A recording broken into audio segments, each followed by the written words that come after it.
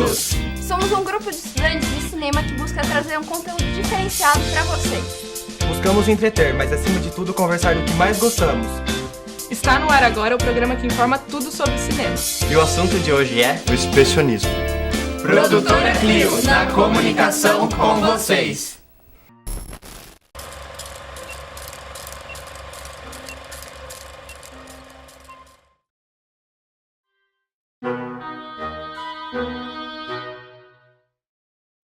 O expressionismo foi uma corrente importante na Alemanha do período entre guerras, de 1918 a 1933.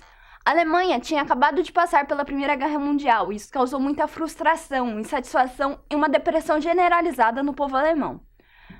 Foi o lugar ideal para o expressionismo aflorar justamente pelo sentimento de insatisfação dos alemães. O expressionismo, de modo sucinto, busca dar forma ao ciúme, ao amor, à dor, paixão, medo, malícia, a solidão e a miséria humana. A corrente expressionista capturou a música, a pintura, o cinema, a literatura, a arquitetura, teatro, dança e a fotografia, e vem em resposta aos movimentos do realismo e impressionismo, que buscavam retratar a realidade de modo objetivo, excluindo toda e qualquer forma de manifestação das emoções. O expressionismo combatia a realidade por conter temas fantasiosos, que serviam como uma escapatória da situação. Era uma mistura entre sonhos e pesadelos. Uma das principais inspirações do expressionismo alemão foi Van Gogh.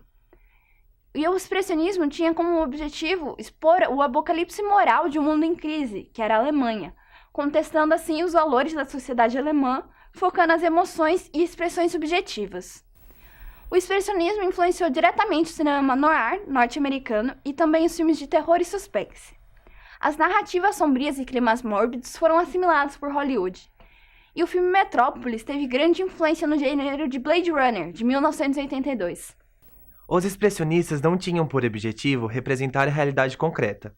Interessavam-se mais pelas emoções e reações subjetivas que objetos e eventos suscitavam no artista, e que ele tratava de expressar por meio do amplo uso da distorção, da exageração e do simbolismo.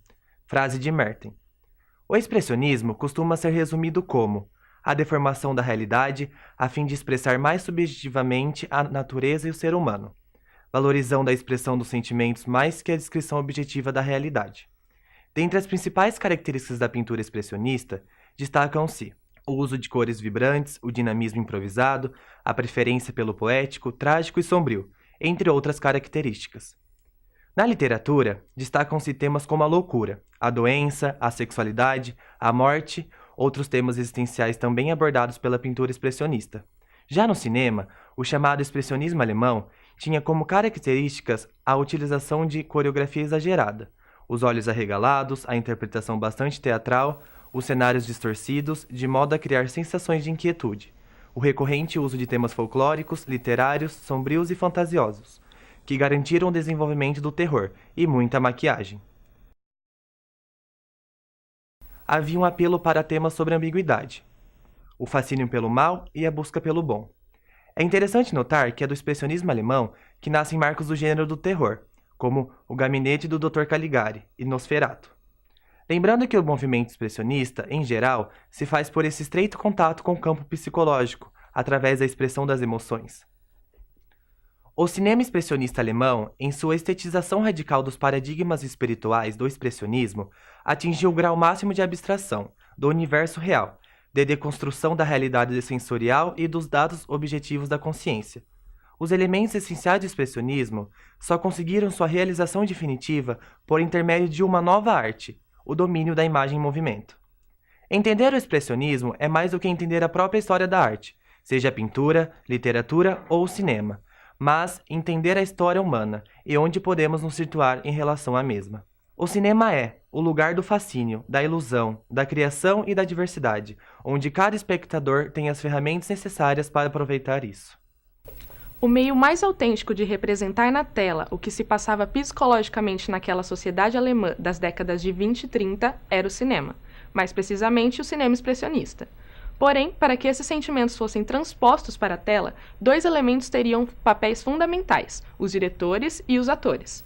Robert Wiener não realizou tantos filmes memoráveis como seus companheiros alemães. No entanto, dirigiu O Gabinete Dr. Caligari, dos gêneros terror e suspense, filme que praticamente inaugurou o expressionismo e que compõe uma metáfora do olhar deformado, resultando em uma das obras-primas das primeiras décadas do cinema e uma das mais importantes referências estéticas até hoje.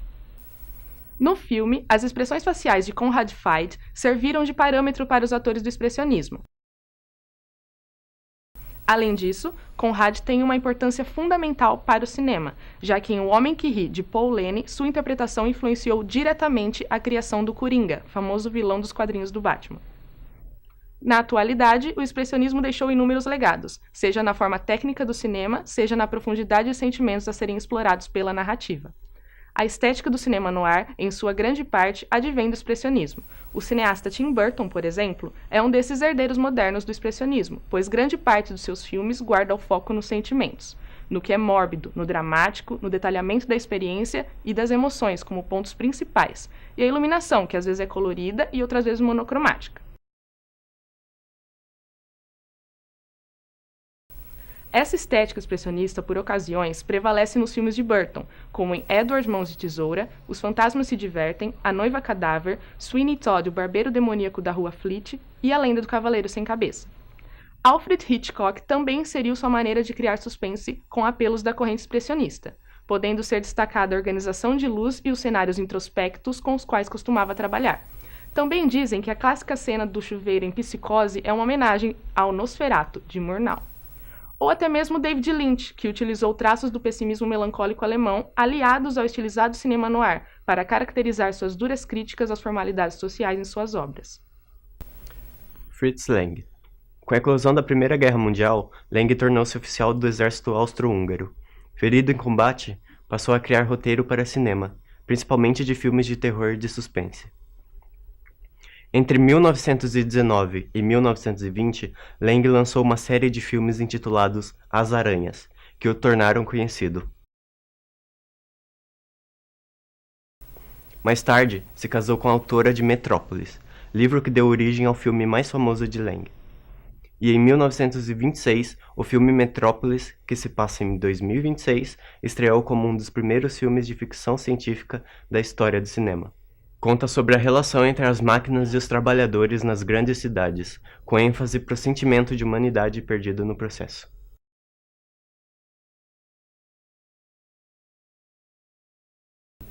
F.W. Murnau. Estudioso de literatura, música e filosofia, fez em 1919 seu primeiro filme, O Garoto Vestido de Azul. Com forte influência do expressionismo, revela-se um diretor versátil em suas 22 obras. Cria desde filmes de terror, como Nosferatu, baseado no romance Drácula, de Bram Stoker, até adaptações de clássicos, como Fausto, da obra de Goethe.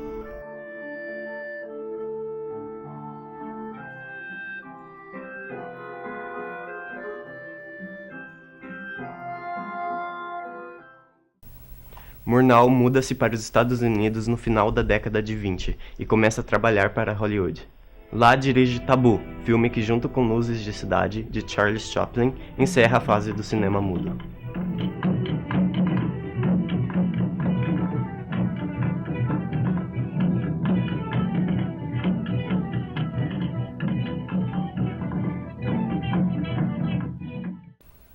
Curiosidades do movimento. O expressionismo, movimento artístico que teve seu auge no final do século XIX e início do século XX.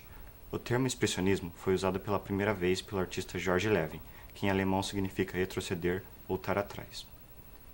A pintora mais famosa do movimento foi Anita Moffat, que estudou pintura em escolas de artes na Alemanha e nos Estados Unidos.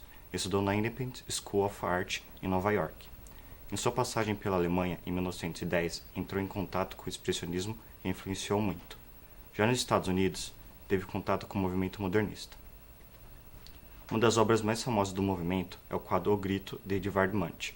Essa é uma das pinturas mais populares de todos os tempos e é uma obra que revela várias características de Munch. A força expressiva das linhas, reduções das formas e o valor simbólico da cor também eram transmitidas nas suas pinturas, várias emoções humanas, visíveis na expressividade forte dos rostos representados. As emoções e conflitos psicológicos eram frequentemente abordados pelo artista, e por isso ele foi considerado um precursor do expressionismo alemão. No Brasil, o movimento encontrou sua máxima representação através da pintura, especialmente por meio dos artistas como Anita Malfatti. Sua arte era livre das limitações que o academicismo impunha. Nazar Segall, cores fortes procuram expressar as paixões e sofrimentos dos seres humanos.